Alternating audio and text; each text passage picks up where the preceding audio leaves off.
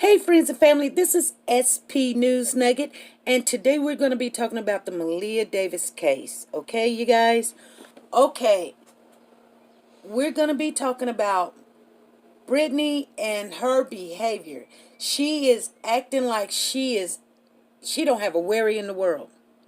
She's acting like she is not going to jail. And you guys, we're going to talk about it. We're going to talk about it. And we're going to talk about it. And that's all we're going to talk about today. So for those of you that are not part of the family, I need you to subscribe to the channel. Click the bell for notification. Leave a comment down below. If you like the video, give me a thumbs up. If you don't like the video, give me a thumbs down. And let's just talk about her behavior, how she's acting like she do not have a worry in the world and she ain't going to jail. Here we go.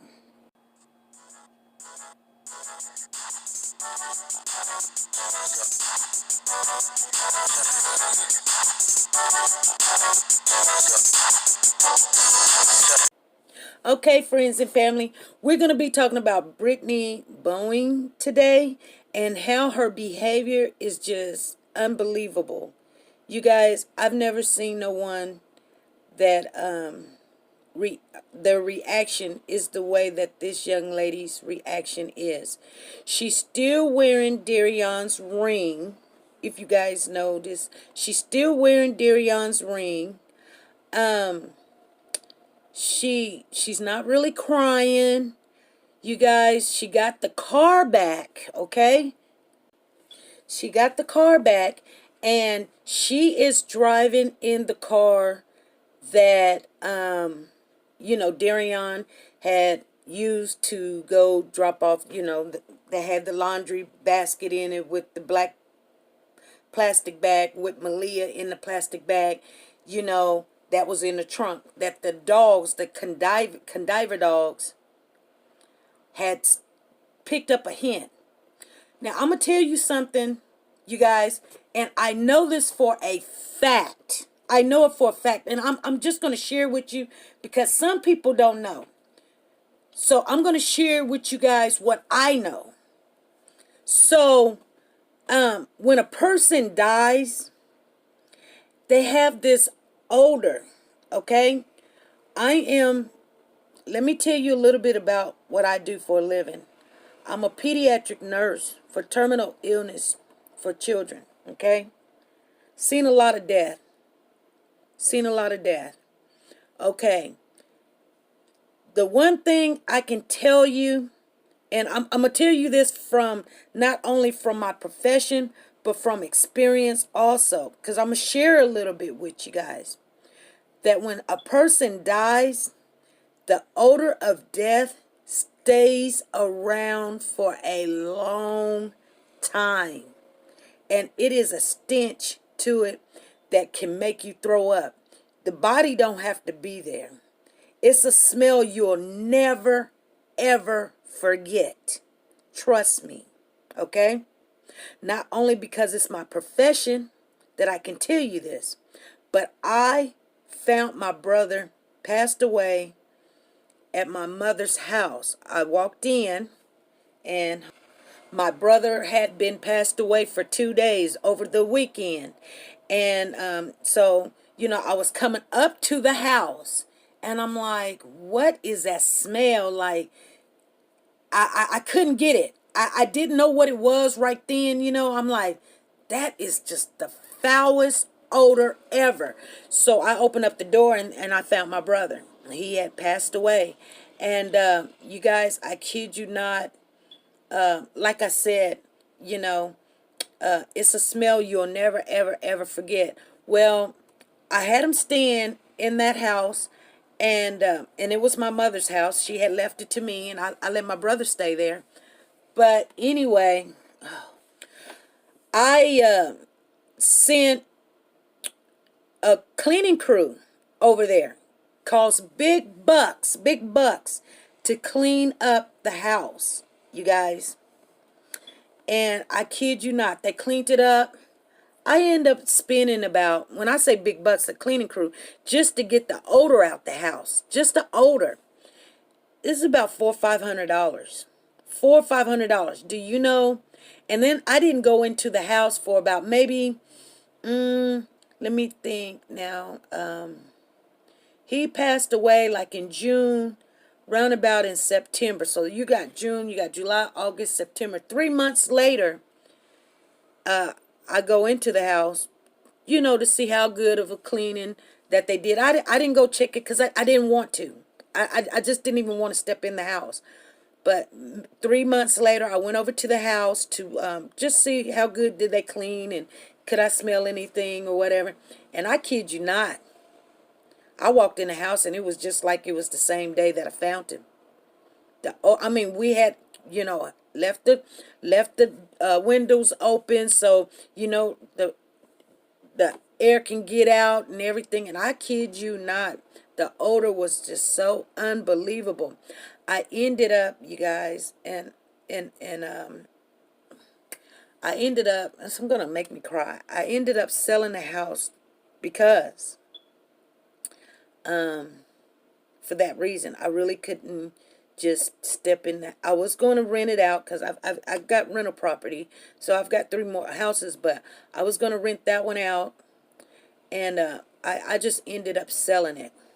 And so for her to be driving the car that had her baby's body in, it's unbelievable to me.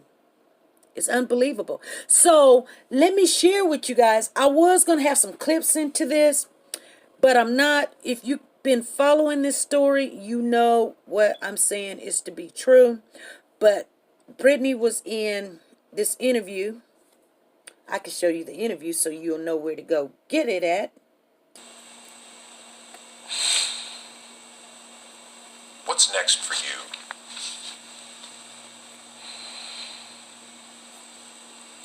I haven't thought about it. Are you working? Are you able to work? Are you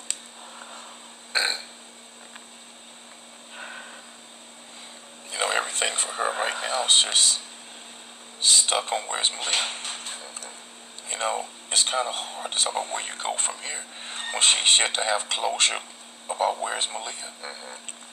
And until she gets that closer, in her life, in her mind, in her heart, about what actually happened to her daughter and where her daughter is, there's never really closure. I think the only thing she can do at that point is survive. And that's what she's doing right now, just surviving, hoping to get some answers about where Malia is. Brittany, I thank you for your time. Well, you guys, Brittany must have some closure because here's Brittany at the nail salon getting ready to get her nails done while driving in her new car, And I know everybody, they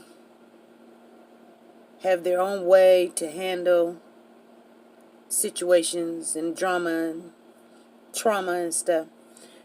But, it just amazes me that she's out and about in the car getting her nails done right after the funeral. And this is when, my mom or my brother or something, I can't eat, I can't sleep, I'm finding myself crying, I just want to lay down, you don't want to comb your hair, you don't want to take a shower, you just want to be left alone, you just want to cry, you just want to pray, you don't even want to go out the house. Most of the time, that's why people bring you food, because you can't even eat. But I'm definitely not going to go get my nails done and drive in the same car, So she was at this one interview where the lady was asking her, something about did she miss Malia, and she said that she felt numb, like she felt numb. But this interview, I don't particularly care for the interview that much because the lady would ask her questions and she would just, like, she was counting to 20 or something in Roman numerals or something slowly. And I mean, nobody wants to, it just wasn't even worth it. I mean, it didn't matter if you say, well, what is your name? She'll go.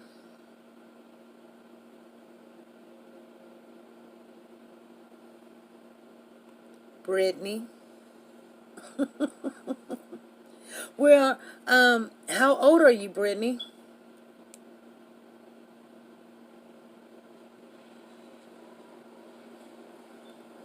29.